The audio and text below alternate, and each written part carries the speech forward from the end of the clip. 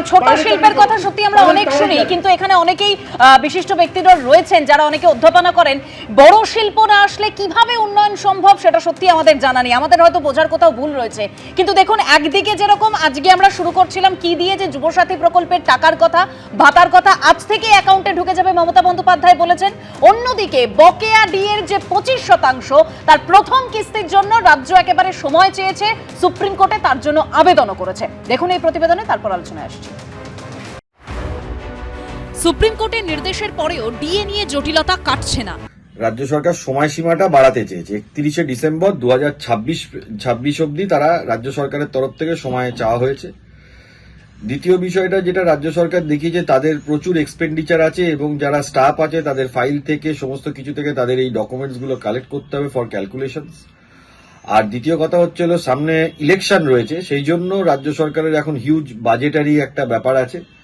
আর এই সময় অনেক কিছু তাদের এই জুন মাস পর্যন্ত খরচের বিষয় আছে, সেই জন্য তারা এই সময়সীমাটা বাড়াতে চেয়েছে। 5 ফেব্রুয়ারি ডিএ মামলার রায় সুপ্রিম কোর্ট নির্দেশ দেয় 2008 থেকে 2019 পর্যন্ত রাজ্য সরকারি কর্মীদের বকেয়া ডিএর 25% অবিলম্বে মেটাতে হবে। পাশাপাশি অবসরপ্রাপ্ত বিচারপতির নেতৃত্বে 4 সদস্যের কমিটি গঠন করে দেয় সুপ্রিম কোর্ট। জানানো হয় 25% বকেয়া ডিএ মেটানোর পর বাকি টাকা কখন কিভাবে দেওয়া হবে তা ঠিক করবে ওই কমিটি। নির্দেশিকায় আরও বলা হয় 31শে মার্চের মধ্যে বাকি বকেয়া টাকার প্রথম কিস্তি দিয়ে দিতে হবে। কিন্তু তারপরও বকেয়া ডিএ নিয়ে কোনো পদক্ষেপ তো দূর, এবার উল্টে সুপ্রিম কোর্টের দ্বারস্থ হলো রাজ্য সরকার। 31শে মার্চের জায়গায় ওই সময়সীমা 31শে ডিসেম্বর পর্যন্ত বাড়ানোর আর্জি জানিয়েছে রাজ্য সরকার। পাল্টা ক্যাভিয়েট দাখিল করেছে সংগ্রামী যৌথ মঞ্চ।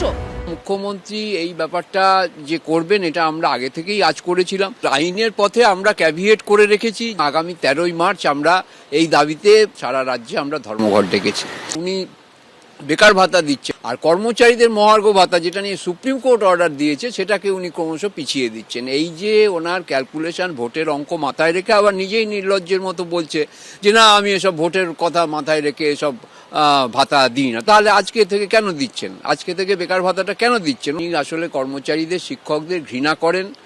ওনার সেই মেধা নেই বলে, এবং চোর ডাকাত, ডাকাতের সর্দার, কুকুর বেড়াল এইসবও উনি বলেছেন।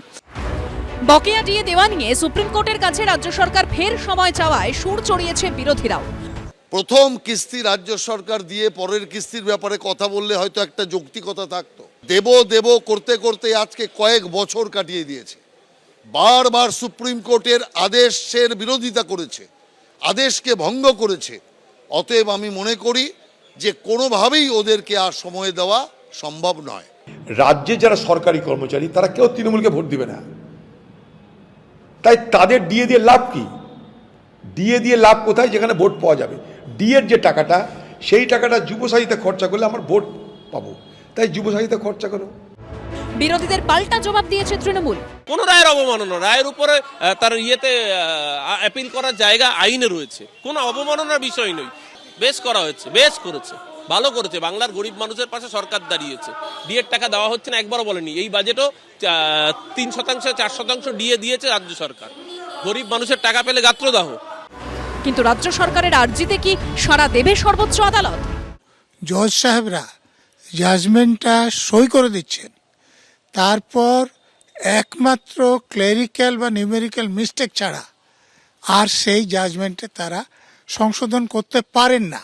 এখন ধরুন যে এখানে যে 6 তারিখের মধ্যে একটা করতে বলেছে, 31শে মার্চের মধ্যে একটা কিছু করতে বলেছে, এই যে তারিখগুলো জাজমেন্টের অংশ, এগুলো পাল্টানো মানে জাজমেন্টটা পাল্টানো, এটা পাল্টাতে পারে না। এই ব্যাপারে সুপ্রিম কোর্টের অনেক জাজমেন্ট আছে। যারা মামলা করেছিলেন তারা যদি সুপ্রিম কোর্টে এই ব্যাপারগুলো বলতে পারেন তাহলে একদম পত্রপাঠ যাকে বলে মামলা খারিজ হয়ে যাবে। সব মিলিয়ে রাজ্যে ডিএ দোলাচল থামার কোনো লক্ষণই দেখা যাচ্ছে না।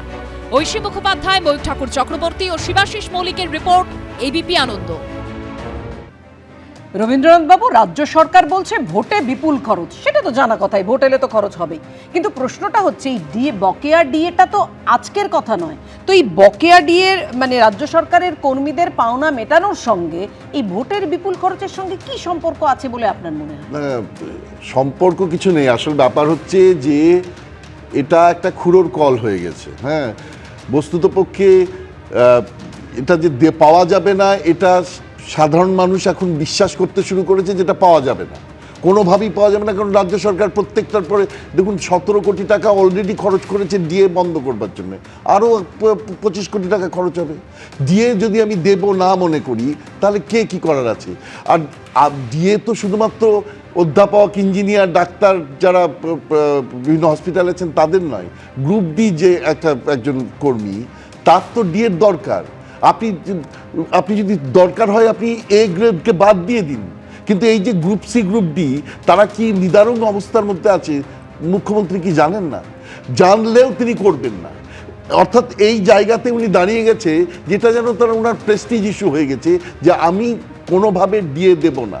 এবং এই যে ডিএ না দেওয়া, এটাতে কিন্তু আপনাকে বলছি কিন্তু মেলায় খেলায় অনুদান দেয়া যাবে, হ্যাঁ দান দেওয়া যাবে, খয়রাতি করা তার কারণ যাবে। উনি জানেন এইটাতে কিন্তু যারা সরকারি কর্মচারী নয় তারা কিন্তু খুব উল্লসিত হয় যে দেখো এদেরকে কেমনভাবে টাইট করে দিয়েছেন মুখ্যমন্ত্রী। এবং মুখ্যমন্ত্রী এই যে মেন্টালিটিটা উনি বুঝে গেছেন, তো অর্থাৎ তাদেরকে প্রাপ্য না দিলে অন্য যারা সরকারি কর্মচারী হিসেবে হতে পারলো না তারা যে খুশি হচ্ছে, তারা যে তাদের মধ্যে যে একটা উল্লাস আসছে, আমরা পাচ্ছি না ওরাও পাবে না, এই জায়গাটা উনি করছেন যাতে তাদের সহানুভূতির থেকে কিছু ভোট মোবিলাইজ করা যায়। অর্থাৎ এখানে যে শুধু টাকাটাই তার ইচ্ছার অভাব তা ঠিক নয়, এখানে ওই লোকগুলোকে খুশি করার যারা সরকারি কর্মচারী নয় তাদেরকে খুশি করবার জন্য এদেরকে বঞ্চনা করলে তারা খুশি হবে এটা জেনে তিনি তাদেরকে চেষ্টা করছেন খুশি করতে। এবং এর ফলে একদম নিচুতলার যারা গ্রুপ ডি লেভেলের কর্মী আছেন তাদের যে কি অবস্থা, যারা পিওন বা যারা নাইট ওয়াচম্যান, আমি আমার ইউনিভার্সিটিতে দেখেছি তাদের যে কি অবস্থা সেইটা কিন্তু উনি বুঝতে পারছেন না, বা বুঝলেও সেটাকে অগ্রাহ্য করে যাচ্ছেন। এরা কিন্তু একদম উপরের তলায় যারা আছেন তাদের মতো নয়। আপনি WBCS-দের হঠাৎ করে মাইনে বাড়িয়ে দিলেন 40,000, অথচ দিয়ে যথাযথ দিয়ে তাদেরকে দিচ্ছেন না, এটার কি মানে হয়? অর্থাৎ শুধুমাত্র অফিসারদের আমি খুশি রাখবো এবং অন্যদিকে মানুষের মধ্যে একটা সন্তোষের সৃষ্টি করব যে দেখো আমি দিয়ে দিই না কারণ আমি তোমাদের জন্য লড়ছি। এই জায়গাটা একদম একদিকে জিনিসপত্রের দাম ঊর্ধ্বমুখী, গ্যাসের দাম বেড়ে গেছে গতকাল থেকে 60 টাকা একেবারে রান্নার গ্যাসের দাম। এবিপি আনন্দ এগিয়ে থাকে, এগিয়ে রাখে।